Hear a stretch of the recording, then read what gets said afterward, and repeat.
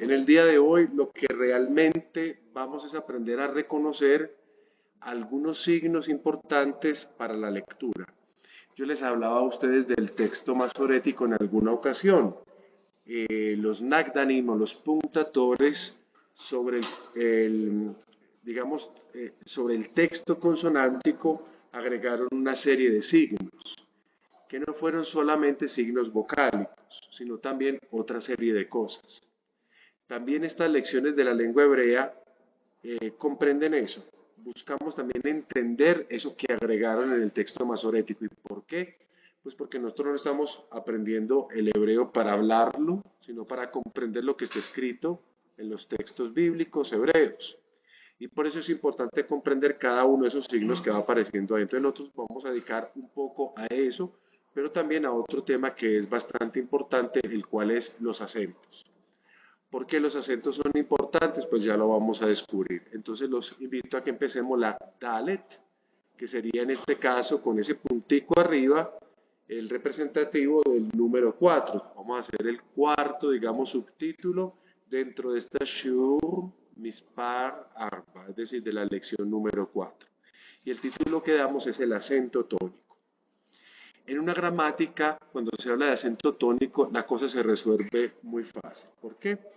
Porque cuando hablamos nosotros de acento tónico en la lengua hebrea, basta simplemente decir que cuando yo quiero leer los textos bíblicos en hebreo, normalmente el acento, perdón acá, como dice acá, lo voy a hacer en la última sílaba de una palabra. Bastaría decir eso y ya. Sin embargo, a mí me gusta como ampliar un poquito, como entrar dentro de una cultura lingüística que también tiene su manera de comprender su propia lengua y la lectura de su propia lengua. De hecho, lo que nosotros llamamos acento en hebreo puede llamarse o gustos, y alguno por favor, o ustedes todos, vamos a intentar leer esta palabrita que está acá al lado de gustos, que dice ahí,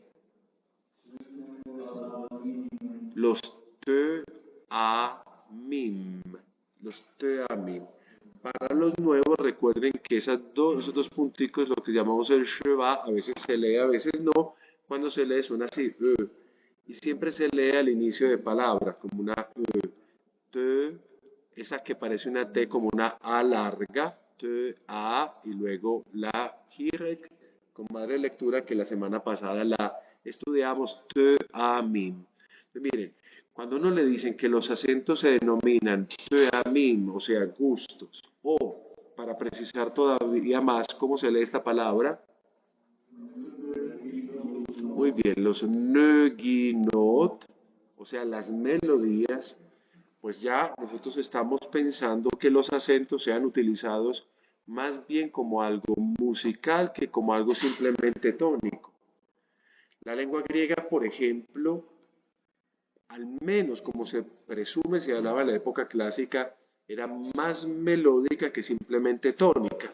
No era simplemente hacer como elevar la voz en algún punto, digamos, de una palabra determinada, sino que todo eso combinado generaba como una idea de melodía, como si se musicalizase la cosa. Entonces, los acentos los denominamos o teamim, como aparece aquí, o simplemente como neginot, las melodías.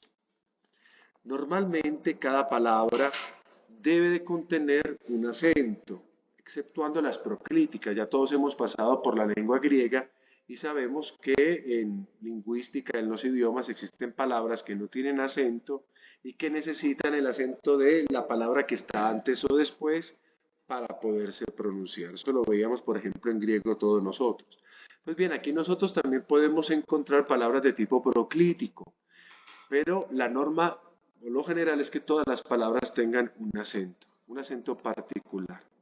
Y ese acento particular, o mejor, digámoslo así, esa palabra debe contener una sílaba donde recae nuestra fuerza, donde se hace, digamos así, nuestra melodía, y la llamamos nosotros a esa sílaba la sílaba tónica o la sílaba acentuada. Una palabra de dos sílabas, una de esas dos sílabas será la tónica, mientras que la otra la llamaremos la átona, no, pues porque no no porque no tenga tono, o porque no se le haga con ninguna fuerza, sino porque la primera recibe más fuerza en este caso. Entonces hay una que pronunciamos con mayor fuerza, no que las otras no lo tengan. A esa sílaba que llamamos sílaba tónica, la llamamos así porque ella contiene el acento tónico. Esto no es un elemento que ignoremos, porque también es un elemento común de nuestra lengua. Solamente que quería llamar la atención de ustedes. Cuando hablamos de acentos, entonces hablamos de gustos o de melodías, lo cual indica que aquí hay otra cosa mucho más allá de lo que nosotros estamos habituados a concebir como acentos. Lo acaba de decir, entonces las palabras en hebreo normalmente las vamos a acentuar en la última sílaba. Estoy hablando de sílabas.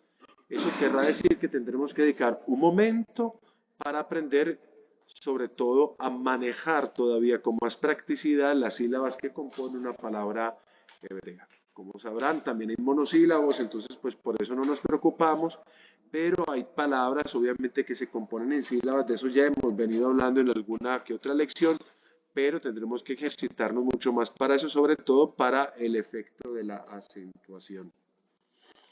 Existe, sin embargo, un grupo menor de palabras, de las cuales ya hemos hablado también en algunos ejemplos, las palabras que llamamos segoladas, cuyo acento no va a recaer nunca en la última sílaba, sino en la primera sílaba. Pero estudiaremos esas palabras más adelante y con detenimiento. Entonces, la mayor parte del tiempo la sílaba acentuada será la última, es decir, la última que pronunciamos en una palabra. Pocas palabras, pero que son palabras, van a tener el acento antes.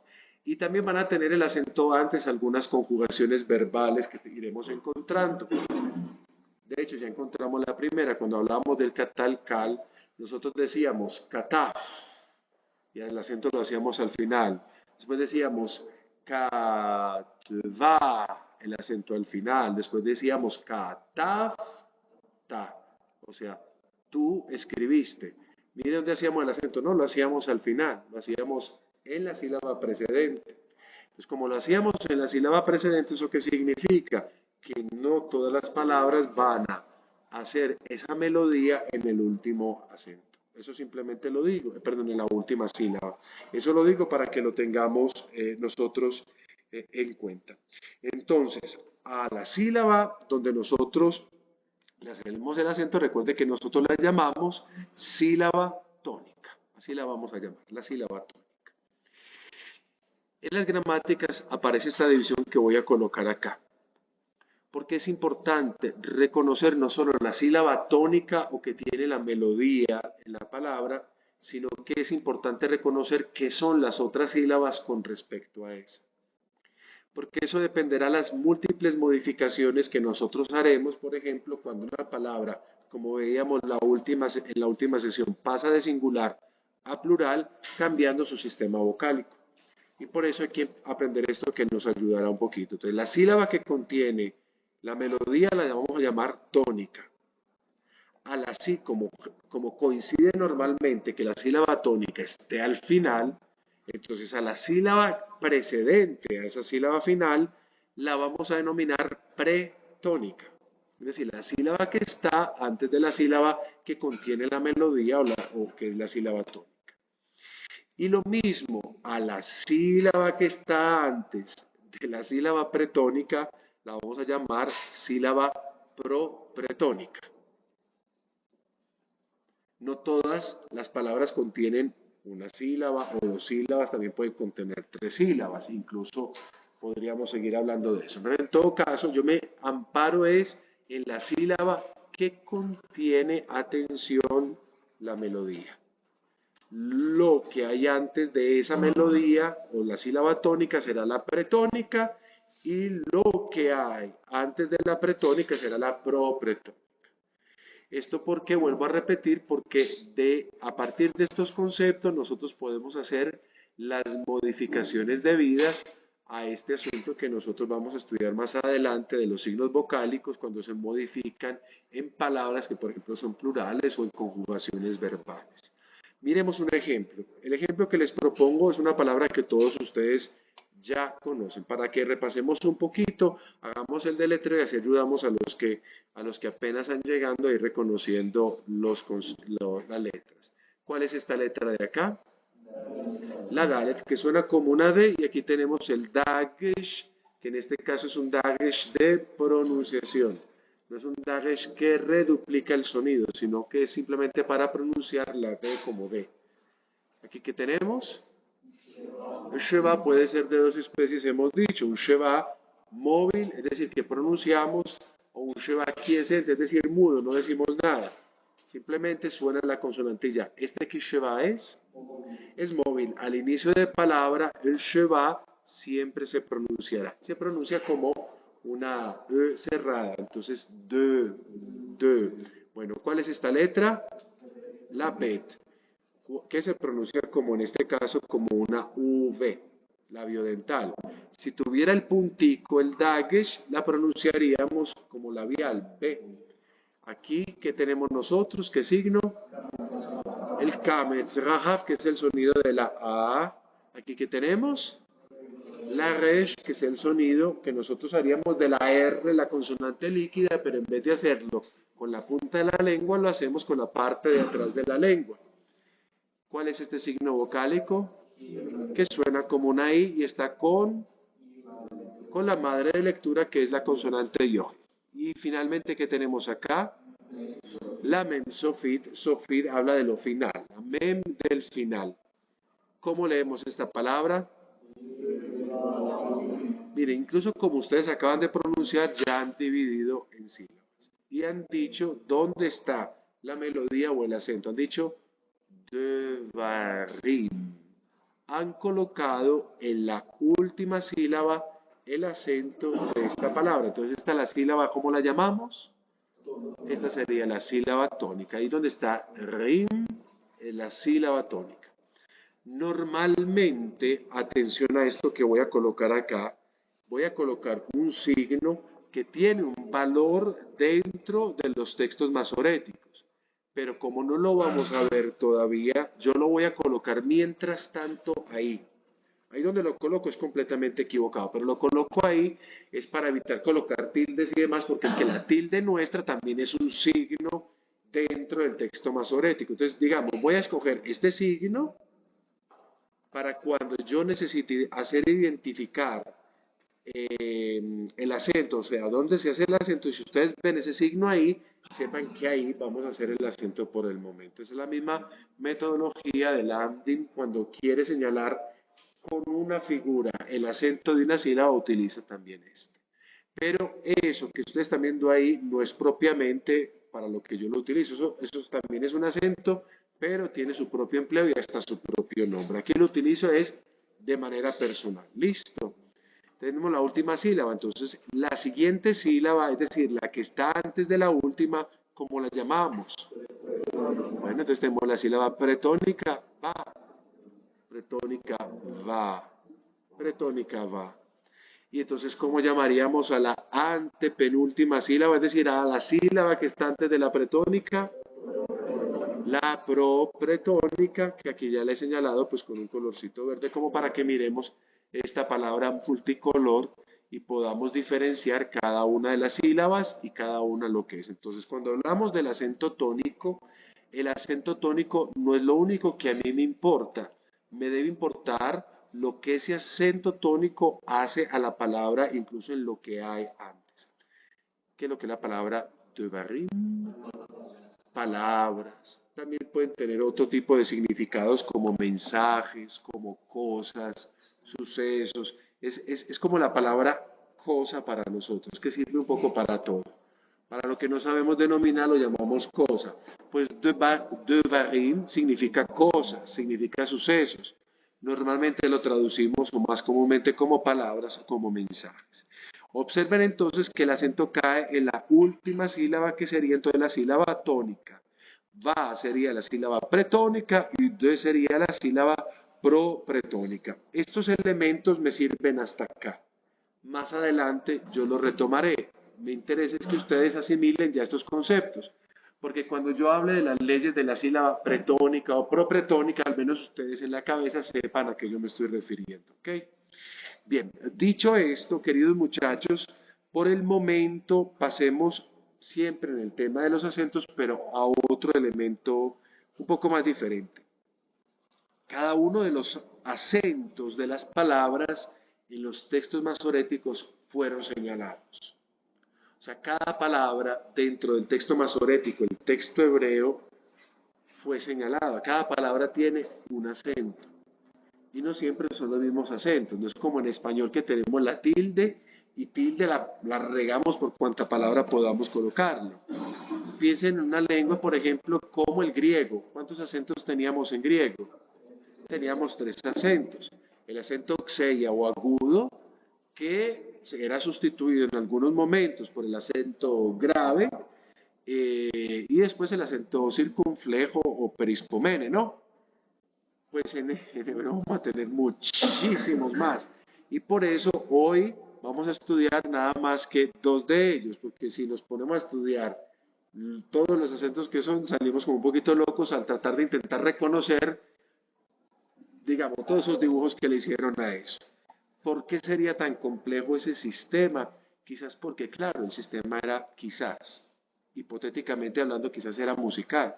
Es como ver un pentagrama. Un pentagrama está lleno de signos, los tienes que ir conociendo poco a poco.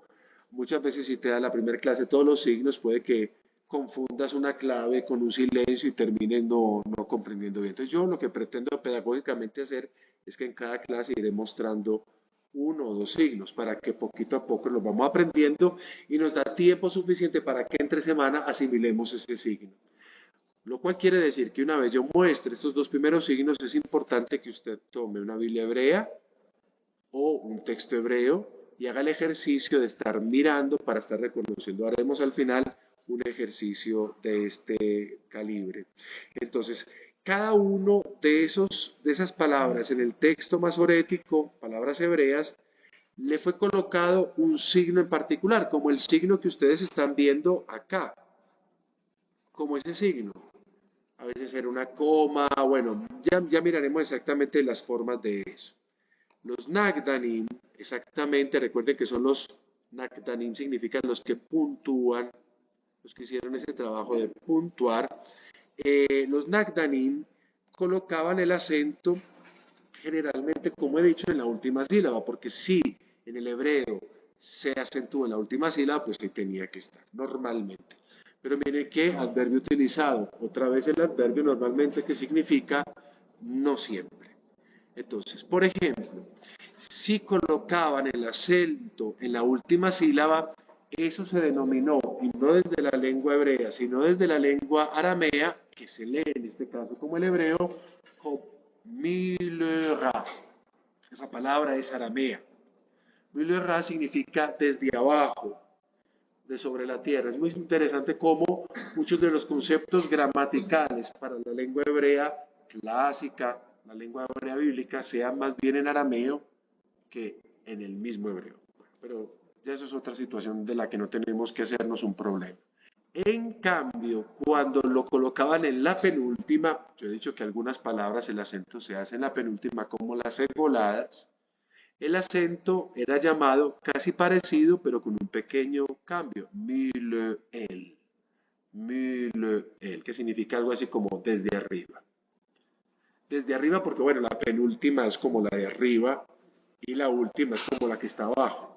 Imaginemos como eso. Entonces la que está abajo es milera y la que está en la penúltima es mileel. Eso es cuestión de hacer, esto tendrían que aprendérselo ustedes, no, en absoluto no, pero es parte del conocimiento de una lengua, como para que cuando ustedes encuentren esos términos no sea para ustedes algo angustiante. Bueno, ¿eso qué significa? Porque no es tampoco tan fácil buscar eso en algún lado y resolver esos términos. Milera, mileel. Bien, dicho esto, queridos muchachos, entonces la posición del acento es muy importante, porque incluso la posición del acento es lo que ayuda a determinar en algunas palabras su significado. El acento me va a decir si una palabra es una cosa o es otra también. ¿No? Dice ahí, Banu, Banu, tengo la Bet, tengo la Kames Rahav, Tengo la nun, que mire cómo es y suena como una N. ¿Y cómo se llama este signo vocálico? El shure, que es una vav larga es una U, una con madre de lectura. Entonces leo va, nu. Mire que aquí está el puntico de la bet, entonces la pronuncio como una B labial. Vanu. ¿Dónde está el acento? En la última sílaba. O sea, acento, mile, ra. ¿Qué significa esto? Construyeron. Ellos construyeron un verbo. Miremos, pero con acento mule, el. ¿Cómo leemos esto? Banu. Mire que he utilizado el mismo signo. Banu, banu. Con acento muy leve, es decir, desde arriba, en la penúltima sílaba, esto va a significar atención en nosotros o con nosotros. Entonces miren que el acento, pues sí es importante, porque ayuda a comprender la lectura. ¿Cómo hacían antes sin acentos? O también incluso esto ayuda a que cuando nos encontremos con esas consonantes, la bet, la nun y la vav, nosotros nos preguntemos si no encontramos signos vocálicos o incluso los signos que nos indican el acento mi, le, ra o mi, le, el, eso qué realmente podría significar. Entonces aquí contemplamos las posibilidades. O significa un verbo o significa una preposición con un sufijo, en este caso pronominal. Construyeron o en con nosotros. Eso lo vamos también a resolver. Para eso no será para ustedes un problema. Entonces, sí es importante la posición del acento porque mire lo que cambia acá. Nada más ni nada menos que el significado. Que al menos dijéramos el significado es un sinónimo, pero ni siquiera es un sinónimo. No tiene nada que ver lo uno con lo otro. Son palabras homónimas, es decir, escritas exactamente iguales, mas no homófonas. ¿Por qué? Porque yo tengo que variar la melodía de cada una de esas palabras. De esta manera, queridos muchachos, pues el texto masorético que llegó hasta nuestros días no tiene solo consonantes. Observemos, por ejemplo, cómo se presentaba el libro de los Shofetim.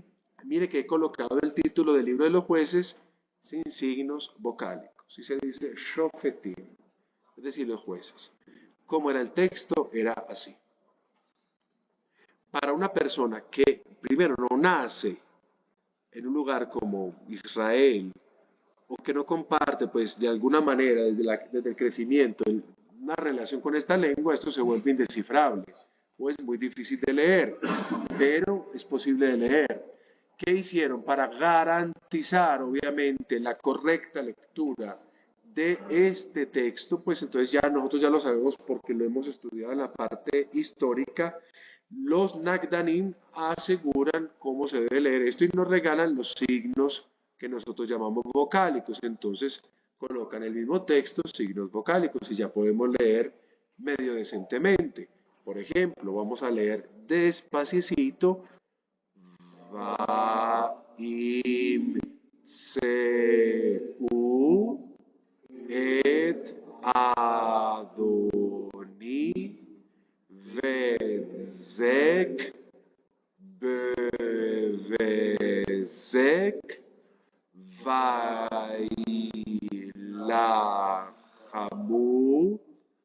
bo, vayaku,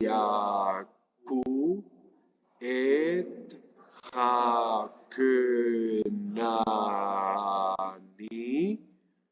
ve'et haperizi. Estamos leyendo despacio, obviamente hasta que ya aprendamos a leer esto como unas loras, pero vamos leyendo por el momento despacio. No era suficiente incluso con signos vocálicos esto, eran necesarias las melodías. Y por eso, queridos muchachos, con los signos vocálicos aparecieron los acentos numerosos. Observen, ahorita reconocimos, miren los signos vocálicos. Y ahora agreguemos los acentos que, por ejemplo, un texto como el masorético nos trae. Si por lo demás se hace difícil reconocerlos, los voy a iluminar un poco, les voy a dar algún color. Obsérvenlos acá con colores. De esa manera observamos nosotros todos los otros elementos que componen los textos. He dicho yo, cada texto, cada palabra debe tener su propio acento. Esta palabra de acá, como ven, se me perdió el acento, pero bueno, no nos interesa en este caso, lo importante es la idea. Los acentos señalan, entonces, en la mayoría de los casos, dónde se hace la melodía. Y muchas veces, atención, los acentos se podrían colocar o sobre o debajo. ¿Dónde lo encontramos? Miren, cuando están debajo tienden a aparecer a la izquierda de la vocal que están acentuando. Miremos acá, por ejemplo, ¿ven este de acá? Este acento me está diciendo que yo hago aquí la fuerza. Ni, et, adoní. ¿Cómo es que se llama este signo acá que es como un guión? El makef, el makef. El makef sirve para unir dos palabras, de manera que se lean como si fuera una sola y el acento que debería tener esta palabra pasa a la siguiente palabra. Exactamente, como un apóstrofo, muy bien. Miren lo de hecho acá, et, ha, ke, na, ni, ¿no? Aquí vemos los acentos, pero miren ustedes que también, en la mayoría de los casos, debajo o sobre la sílaba que recibe el acento primario. Es decir, tenemos acá acentos que están sobre las palabras. Pero mire, ha aparecido acá una palabra, acento primario.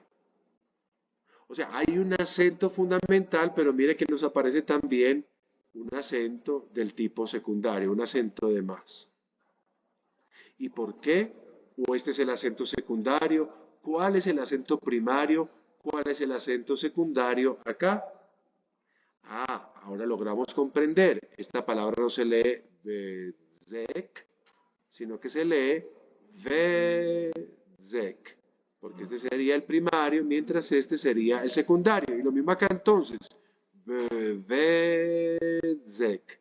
Entendemos entonces que los acentos nos ayudan a leer correctamente las palabras. Bueno, obviamente hay que irlos conociendo y ya con eso sabemos cuáles son acentos secundarios de primarios y cuándo vamos a utilizar unos pues por encima de los demás. Vamos a continuar con este mismo puntico. Aquí, por ejemplo, faltaba, vamos a ver si soy capaz de dibujarlo, porque como cosa rara, en la palabra que les dije que le faltaba el acento, si soy capaz de dibujarlo con esto, el acentico sería como dos cositas acá, demasiado exagerado, pero ahí está el acento, vaya, vaya, cu, sería así. Entonces miren que nosotros ahorita no leímos completamente bien, ahora estamos leyendo mejor con la ayuda de estos acentos.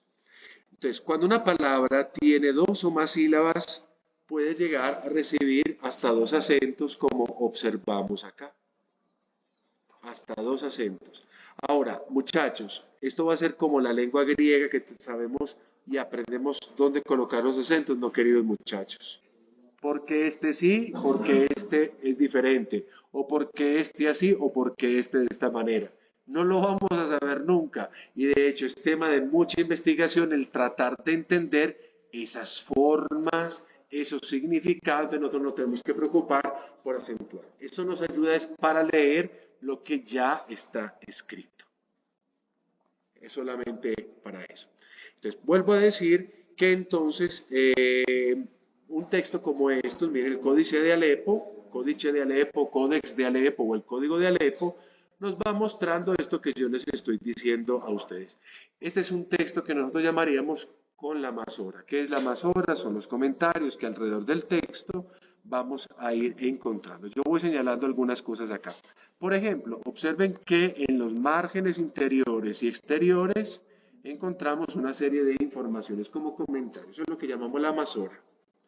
Si yo tuviera la página completa, pues podría mostrarles la parte de abajo, que también tiene una serie de comentarios que forman parte de lo que nosotros llamamos la masora. Yo no puedo observen el texto. Esta es la introducción al libro de los Salmos. Miremos acá, por ejemplo, del libro de los Salmos, la primera parte. Miren, el inicio de los Salmos. Miren que son palabras escritas sin separaciones. Solamente la separación es cuando el verso concluye. Ashereja, Isha, Asher, Ojalá. Aquí nosotros no vemos todos los acentos que yo les voy a proponer, obviamente, pues porque no están todos, es simplemente una página, pero si yo me acerco acá, donde estoy señalando, aquí veo un acentico, por ejemplo. Veo una pequeña rayita que nosotros ya la habíamos estudiado, que realmente no se trata propio y verdaderamente de un acento, sino de una forma pausal que se llama el métec. Y así como hay acá otra serie de signos, ustedes observan acá esto que parece una especie como de casi triangulito, también forma parte de este sistema que nosotros vamos a estudiar. Aquí tengo otro acento, por ejemplo, lo ven acá, como una especie de L pero al revés. Ese es el texto. Solamente que ya nos llega a nosotros más claro porque al fin y al cabo, pues impreso a partir de un computador o de una imprenta, pues se puede leer todavía con mucha más claridad. Esta es una página. Entonces los acentos, queridos muchachos, aparte de lo que los he dicho yo, aparte de que una palabra puede tener dos acentos y un acento es el principal y otra palabra es el secundario, también los acentos cuando se señalan, les he dicho que se puede señalar arriba o abajo de las consonantes, también se puede señalar antes o después. Y de ahí los acentos pueden ser prepositivos. La primera palabra que leíamos ahorita decía va in seu y encontramos como una especie de lupa. Bueno, a algunos les gusta la palabra lupa, a otros se le imagina con la llave. Miren, la encontramos porque está antes de, antes de. Entonces nosotros diríamos, entonces tengo que decir aquí va in seu. ¿Qué tendría yo que decir? Bueno, eso lo estudiaremos en su momento, porque sonaría muy raro, ¿no? Porque hemos dicho que el acento se hace normalmente al final. Vainseu, no vainseu. ¿Qué querría decir, por ejemplo, esto acá? Eso lo estudiaremos en su debido momento. Y hay otros acentos que serán pospositivos, es decir, que irán al final, como este. El acento principal es este, Vedzek, pero hemos colocado un acento secundario pospositivo que tiene una relación con la palabra que le sigue. Y estudiaremos todo ese tipo de elementos para que podamos cada día hacer una lectura más correcta de lo que tenemos frente a nuestros ojos. Entonces tenemos acentos que vamos a colocar arriba, acentos que vamos a colocar abajo, acentos que vamos a colocar antes de la palabra, acentos que vamos a colocar al final de la palabra. Bueno, pero ya yo después ya les aclaro exactamente eso, hijo. Bien, vamos entonces a continuar y miremos acá un pedacito que me llama mucho la atención a mí sobre esto, porque aquí es donde vamos a aclarar una idea todavía más interesante. ¿Y cuál es esa idea más interesante? Que la Biblia hebrea maneja dos conjuntos de acentos o dos sistemas de acentuación. El primer sistema se llama el sistema ordinario o los acentos comunes. Es el sistema que se empleó para los libros que están en prosa. Ahí me quedó como cosa rara siempre un error. Yo vea, les juro que yo me miré esto, me lo leí esto, y aún así el error utilizado para los libros en prosa, 21 en total denominado acentos comunes o sistema ordinario, pero no sé por qué me quedó el denominado acá, bueno, ya está. Y un segundo sistema que es empleado solo para los libros que llamamos poéticos, pero atención, para nosotros libros poéticos son todavía más. Cantar de los Cantares es poético, como género en cuanto tal. Sin embargo, este sistema utilizado para libros poéticos solo se utiliza en los tres considerados como libros poéticos, Job, Proverbios y el libro de los Salmos.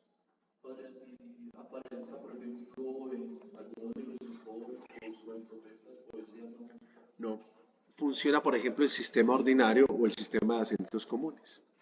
O sea, acentos poéticos son estos tres, los otros son 21 y esos aparecen así, con su sistema.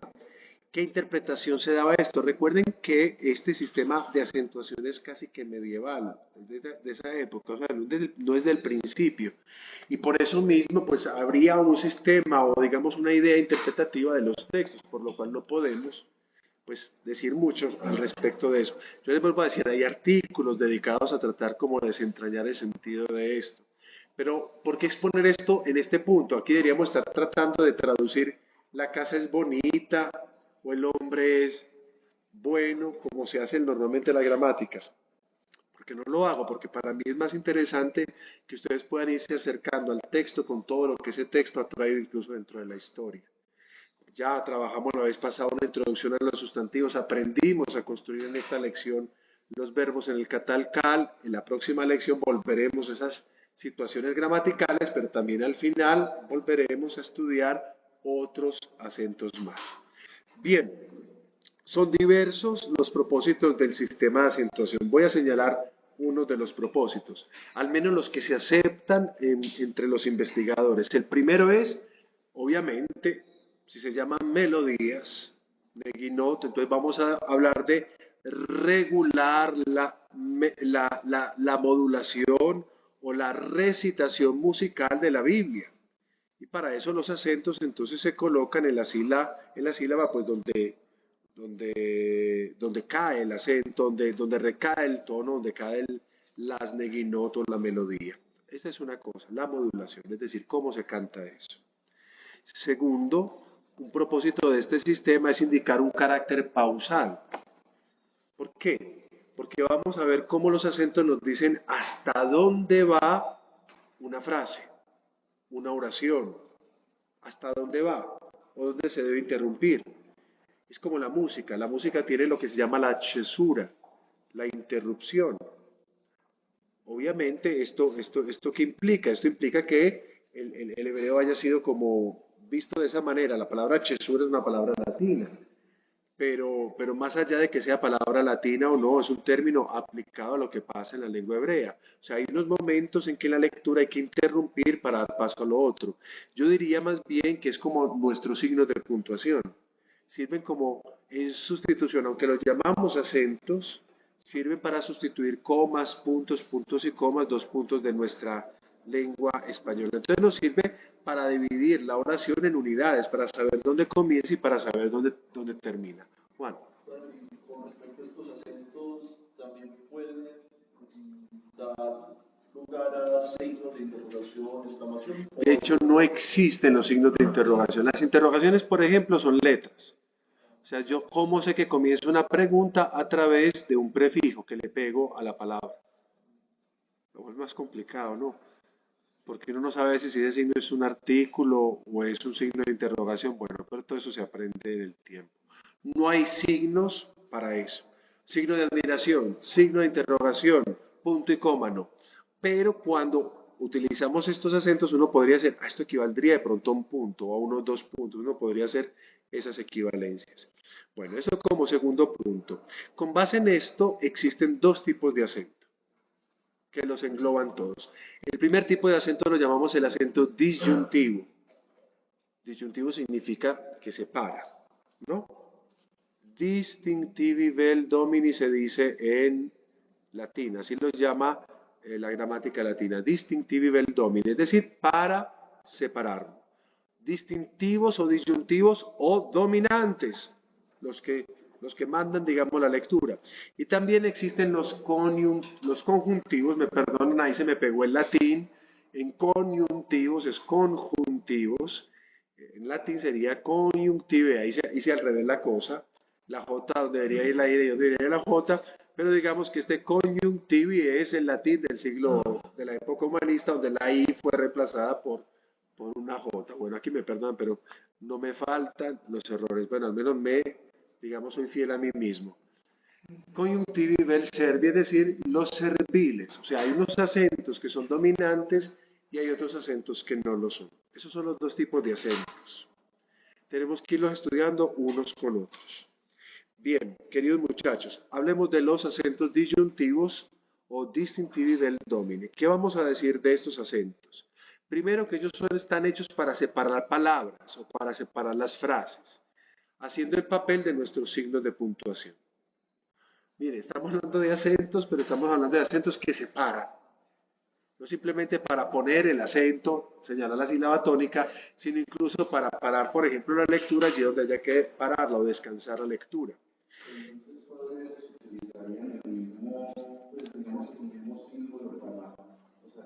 Exacto, exacto, funcionan al mismo tiempo. Y entonces no quisieron llamar a esto como signos de puntuación y acentos, sino simplemente acentos. Sirven para todo. Hacemos de todo con estos signos. Y entonces, ¿dónde los vamos a encontrar? Normalmente los encontramos al final de una frase, al final de una oración, o al final de una unidad de palabras, de una unidad semántica.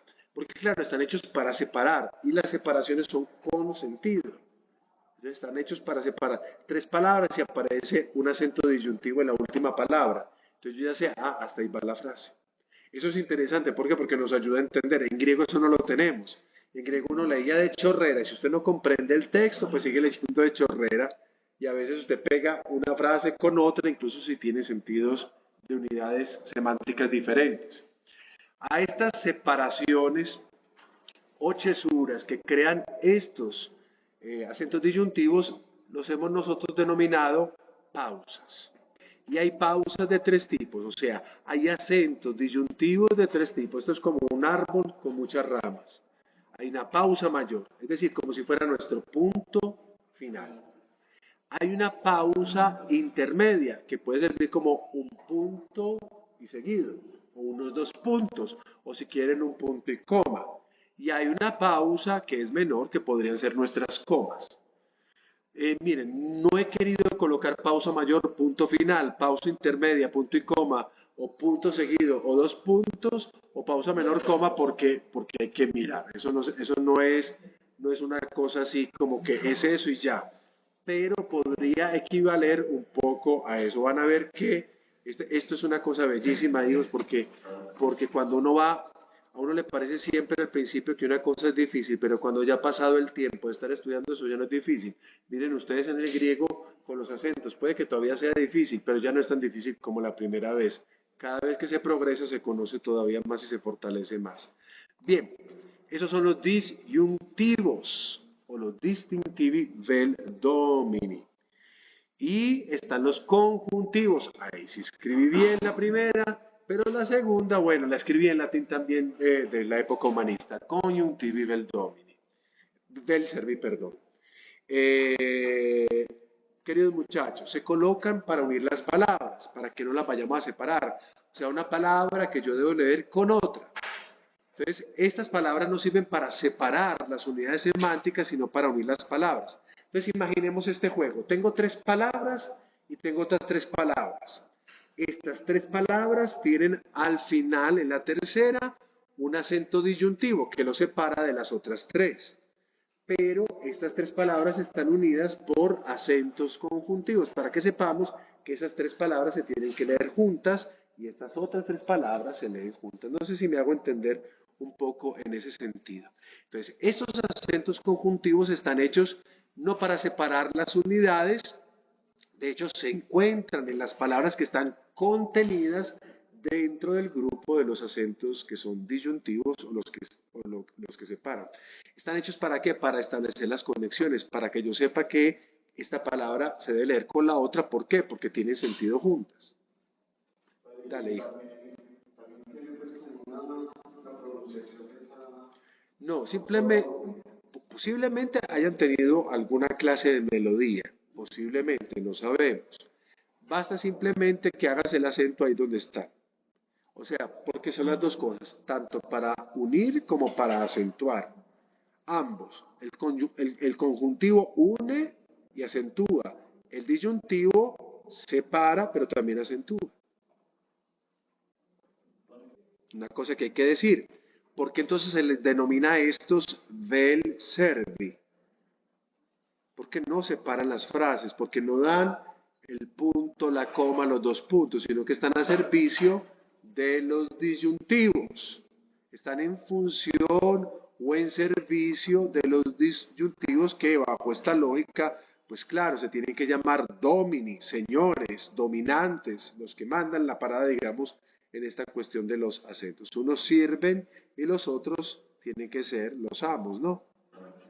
En consecuencia, queridos muchachos, los acentos conjuntivos preceden a los acentos disyuntivos. Casi siempre vamos a encontrar primero los acentos conjuntivos uniendo y después encontramos en su orden los acentos disyuntivos a los que estos están sirviendo. Esto queda claro para todos, al menos como una introducción general. Y bueno, toda esta teoría, porque ustedes me decían, y ese puntico en algún momento cuando ponía yo un texto de puntico, ¿qué es? Esa coma, ¿qué es? Eso es una jirre, no, no es una jirre, que eso es un acento. Entonces por eso hacemos esto, para poder diferenciar, porque a veces se puede prestar para confusiones. Ya vamos a concluir entonces esto y lo vamos a concluir mostrando, empezando con algunos de esos signos. Vamos a comenzar con la pausa mayor. Recuerden que los disyuntivos, son tres tipos de pausa. Una pausa mayor, una pausa intermedia y una pausa menor. Vamos a empezar con las pausas mayores, es decir, con los puntos finales. Saber en el texto hebreo donde hay lo que para nosotros sería un punto final. ¿Ok? Acentos de los libros narrativos. No son los acentos de los libros poéticos. Muchos coinciden, entonces no habría problema. Al menos los más importantes coinciden, como este que también va a coincidir. Bien. Quiero proponerles entonces a ustedes que en cada lección vamos mirando uno o dos, dependiendo de la función, miremos uno o dos. Va a llegar un momento en que no hay mucho que decir, entonces los podemos recorrer un poco más rápidamente. Entonces, en esta lección vamos a enfocarnos sobre el sistema ordinario o los acentos comunes, con un acento primero disyuntivo y con otro conjuntivo que está ahí cerca de este acento disyuntivo como un ciervo. A continuación les presento el acento disyuntivo para que concluyamos la clase del día de hoy. Lo vamos a llamar sof pasuk más siluk. Todo eso es un acento disyuntivo. O sea, esos dos signos que ustedes ven acá. Miren que he colocado incluso en colores para que sepamos qué es qué. Siluk o siluk. Obsérvenlo acá, como si fuera un metek. Parecido, pero ya no lo llamamos metek, sino que lo llamamos siluk. ¿Dónde lo encontramos? Lo vamos a encontrar cerquita del sof pasuk. Esas son las formas, como una especie de meter con esto que sería como una especie de dos puntos. No, eso sería para nosotros el punto aparte. Esto es lo que concluye, digamos así, el texto. No se separan, no, normalmente van a estar juntos, o sea, ¿qué hace esto melódicamente hablando? Me empieza a decir, vaya parando y concluye. Eso sería. Y esto es un freno, de hecho, mire, esta palabra acá, ¿me leen por favor esta palabra en hebreo? Haaretz. La palabra normalmente se tilda acá, pero no con esta Kamed Rahab, sino con un segol, es Eretz. Eretz significa país, tierra. Aquí sería la tierra, el país, ¿no? La región. Cuando le he colocado el siluk, mire que el segol cambió. Es como si me dijera, vamos a parar porque ya vamos a concluir. Haaretz, y no leo Haaretz, como sería normalmente esta palabra, no Haaretz. Cambia incluso la vocal como alargando la cosa. Haaretz. Y ahí puedo concluir. Entonces miren que los acentos sí tienen un valor porque pueden cambiar, digamos, un poquito la lógica, el lenguaje que nosotros normalmente hablamos. Bien, ¿de qué se trata sof pasuk y siluk? Una pequeña teoría que nos ayude a aclararlo a nosotros. Sof pasuk, ¿eso qué es? Observen acá las palabras. Sof pasuk. Ustedes lo pueden encontrar abreviado así en algunos libros. La Samer, dos rayitas que serían como dos, después hablaremos de eso, como dos especies de guiones, de guiones no, entre comillas, decimos nosotros, y la P final. Eso significa sof, paso, que es una manera de abreviar. ¿Qué significa? Nosotros decíamos mem, sofit, aquí tenemos la palabra sof. La mem es final, aquí tenemos el sof pasuk, que significa final del verso. Sof pasuk. El sof pasuk más el siluk, nosotros lo vamos entonces a definir como la pausa mayor, lo que nos dice dónde termina, digamos así, el versículo. Ahí está, finaliza ahí, no hay nada más que decir. Y diciendo esto que no es menos, o sea, ¿cómo llamamos todo esto? Lo llamamos sof pasuk siluk, o en su orden, siluk sof pasuk, porque ese es el orden en que se presenta. Si es la pausa mayor, queridos muchachos, ¿esto qué más significará? Que donde aparece el siluk, vamos a empezar a ir lentificando la lectura y esto puede implicar, como les he acabado de decir, el cambio incluso de la vocal puede implicar, no significa que implique siempre, puede implicar el cambio del signo vocálico donde yo he colocado el siluk. Ahí está. Y de hecho cambió. La palabra original es eretz y aquí estamos diciendo aretz. Es siempre el mismo concepto. Entonces, esa marca que hace, me hace que la segol, por ejemplo en este caso, que es una vocal breve, se haya convertido en una vocal larga. En kametz rahav. Ha, retz. A, retz. Entonces es como, sí, el propósito es como reflejar que debemos hacer una lectura más pausada porque vamos a concluir. Eso no hacemos nosotros cuando leemos. Cuando leemos nosotros vamos parando la lectura para que ya hemos llegado al... No, aquí yo acabé con el punto. Hemos llegado al punto. Nosotros paramos, detenemos la lectura. Es realmente una manera de leer, una forma de leer que regula cómo leer este texto hebreo.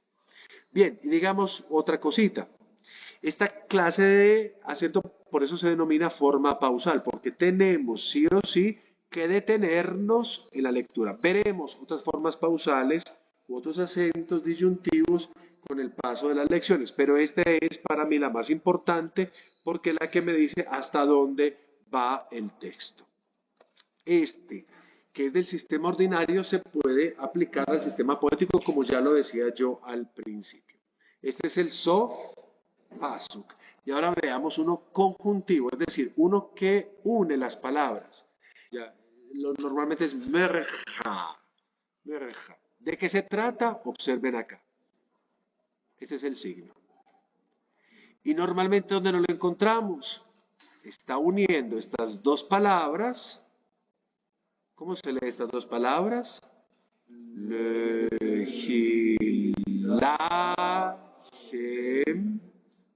bo. Me dice, vamos a unir estas dos palabras, pero al mismo tiempo vamos a terminar. ¿Cómo es que llamamos esto? Siluk sof paso. Siluk sof paso. Este es el final de un verso. Entonces, mire, la palabra de antes tenía un acento conjuntivo para unirla con la palabra final. O sea que este acento, el merja,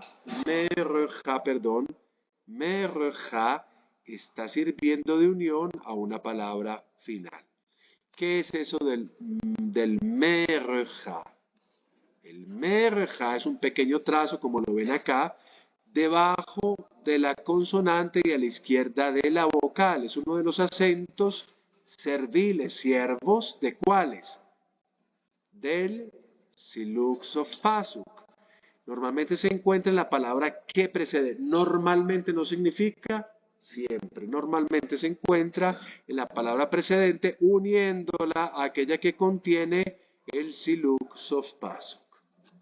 Por eso acento conjuntivo. Concluyo con una ideita de este merja. El merja, atención, también se puede encontrar en otras palabras en función de otro acento disyuntivo. O sea, que también yo puedo encontrarlo antes con otro tipo de acento disyuntivo diferente al siluk sof pasuk. Las veremos en su momento, en su debido momento lo veremos. O sea que este es uno de los acentos serviles, uno de los tantos que nos sirve para juntar palabras. Miren, si quieren mnemotécnicamente piensen en la inclinación como que me lleva hacia allá, como diciéndome acá. Mientras que este me dice, no, aquí paramos. Es una mnemotecnia, pero no es verdaderamente el significado de por qué sea esta forma. Vamos a hacer un ejercicio de reconocimiento con lo cual terminamos. Ese ejercicio de reconocimiento es mirar dónde está eso que acabamos de decir. Y les propongo el capítulo 12 de qué libro en hebreo. Muy bien, el Bereshit, capítulo 12, versos del 1 al 3. Búsquenme entonces el Merja y búsquenme el Siluk Sof Pasuk. Al menos busquemos el más fácil, el Siluk Sof Pasuk. ¿Dónde encontramos el Siluk Sof Pasuk? Al final de qué?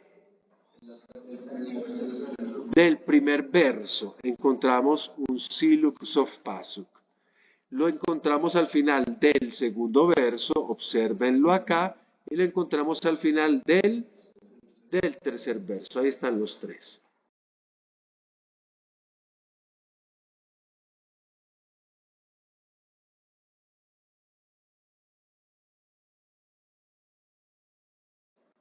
Va. Yomer, atención, Duan, Adonai, ese es el nombre divino, el Avram, Lech, Lecha, Me'artzecha, mire que aquí ya tengo un acentico que ya lo hemos conocido, Umimoladtecha, Umibet Avija, paré. El Haaretz, mire que el acento vuelve a cambiar la vocal esperada. Asher Ar E Ja. Y termino. ¿Dónde más encuentro yo el Mereja, por ejemplo? Sé que el Mereja que estoy estudiando lo debo buscar cerca del Siluk Sof Pasuk. Observen acá, en el primero, mire que lo encontré en la palabra Asher, antes de la final. En el segundo, no lo encuentro. O sea, normalmente está, pero normalmente no significa siempre. Y acá, Mishpejot. Observan el Merja uniendo estas dos palabras. Por el momento nosotros sabemos que estas dos palabras las leemos juntas, que estas dos palabras de acá también las debemos leer juntas. Juntas no significa atacadas una a la otra, sino simplemente juntas. ¿Esto queda claro? Bueno, muchachos, basta, una horita exacta y les agradezco.